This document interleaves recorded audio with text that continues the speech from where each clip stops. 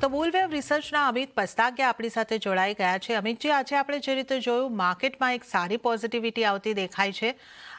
જે રીતના આજના આપણને ક્લોઝિંગ થતા દેખાયા છે 24,457 પર, કઈ રીતે આજના ક્લોઝિંગને જોઈ રહ્યા છો? આવતીકાલે આ મજબૂતી આપને આગળ વધતી દેખાઈ રહી છે, કઈ રીતની આપની નિફ્ટી પર સ્ટ્રેટેજી રહેશે? જે પ્રમાણે આપણે અગાઉ પણ વાત કરી હતી કે નિફ્ટીમાં એક 23,700 23,800 નો એક સપોર્ટ છે, ત્યાંથી એક બાઉન્સ બેક જોવા મળી શકે છે અને એ જ પ્રમાણે આપણે જોવા મળ્યું હતું। અને ત્યારે પણ જણાવ્યું હતું કે આવનારા દિવસોમાં એક 24,400 અને 24,700 ના લેવલ જોવા મળી શકે છે। એક લગભગ એક મહિનાના ટાઈમ પછી એક 24,400 ની ઉપર એક ક્લોઝિંગ જોવા મળ્યું છે, એક સ્ટ્રોંગ બ્રેકઆઉટ જોવા મળી રહ્યું છે। જો આવનારા દિવસોમાં પણ પ્રાઇસ એક 24,400 ની ઉપર સસ્ટેન કરે છે તો એક 24,750 અને 25,100 સુધીના લેવલ આપણે નિફ્ટીમાં જોવા મળી શકે છે અને 25,100 એક સ્ટ્રોંગ રેડિસ્ટન્સ એક જોવા મળી રહ્યું છે। તો આવનારા દિવસોમાં જો પ્રાઇસ નિફ્ટીમાં 24,400 ની ઉપર સસ્ટેન કરે છે તો ડેફિનેટલી એક 24,750 અને 25,100 ના લેવલ આપણે જોવા મળી શકે છે। વાત કરીએ બેંક નિફ્ટીમાં, બેંક નિફ્ટીમાં પણ જે પ્રમાણે અગાઉ જણાવ્યું હતું કે પ્રાઇસ એક ટ્રેડ લાઇનના સપોર્ટથી બાઉન્સ બેક કરી શકે છે અને ત્યાંથી આપણે એક રિવર્સલ જોવા મળ્યું હતું અને હાલ એક બેંક નિફ્ટી ગોલ્ડન ઝોનમાં ઊભું છે, જે 52,352,800 નો એક ઝોન છે, એની અંદર જ ટ્રેડ કરી રહ્યું છે। પરંતુ એક વાત જાણવા માંગીશ કે બેંક નિફ્ટી પાછલા એક મહિનામાં આજે પહેલી વાર 52,300 ની ઉપર ક્લોઝિંગ જોવા મળ્યું છે, જે એક સ્ટ્રોંગ એક મોમેન્ટમ કહી શકાય છે। બીજું એક રેડિસ્ટન્સ છે બેંક નિફ્ટીમાં 52,800 નો। જો આવનારા દિવસોમાં બેંક નિફ્ટીમાં 52,800 ના જો બ્રેકઆઉટ જોવા મળે છે, જો એક એઝ પર ફિબોનાચી એક સ્ટ્રોંગ રેઝિસ્ટન્સ છે।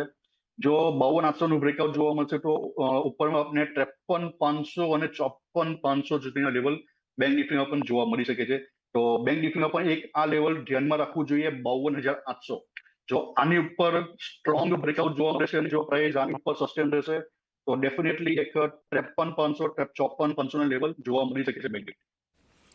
ઓકે, તો નિફ્ટી બેંક નિફ્ટી બંનેની ઉપર એક પોઝિટિવ વ્યૂ બનતો દેખાઈ રહ્યો છે। તો જે રીતે આપ જણાવી રહ્યા છો અમિતજી કે 25,100ના ટાર્ગેટ નિફ્ટીની માટે અને બેંક નિફ્ટીને માટે 54,500 સુધીના ટાર્ગેટ પણ આપને લાગી રહ્યા છે।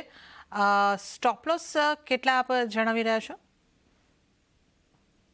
હાલમાં ઇન્ડેક્સમાં કોઈ પણ નવી એન્ટ્રી ઓલરેડી મેં અગાઉ જણાવ્યું કે ત્યાંથી એન્ટ્રી થઈ શકતી હતી, પરંતુ હાલમાં હવે નવી એન્ટ્રી એમાં રિસ્કી બની શકે છે।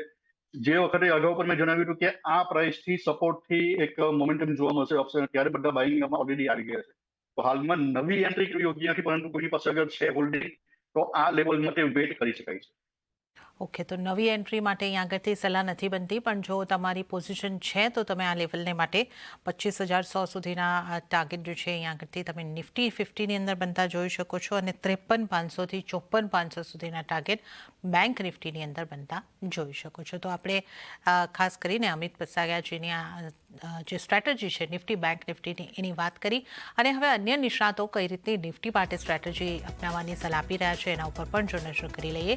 આનંદ રાઠી શેર્સના જીગર પટેલની જે સલાહ બની રહી છે એ જોઈ લઈશું। નિફ્ટી ફ્યુચર પર જીગરજીએ બાય કરવાની સલાહ આપી છે। 24,525થી 24,475 સુધીમાં તમે બાય કરીને ચાલી શકો છો। સ્ટોપલેસ 24,380નો અને ટાર્ગેટ 24,740ના બનતા દેખાઈ શકે છે। તો આ જીગર પટેલની સલાહ।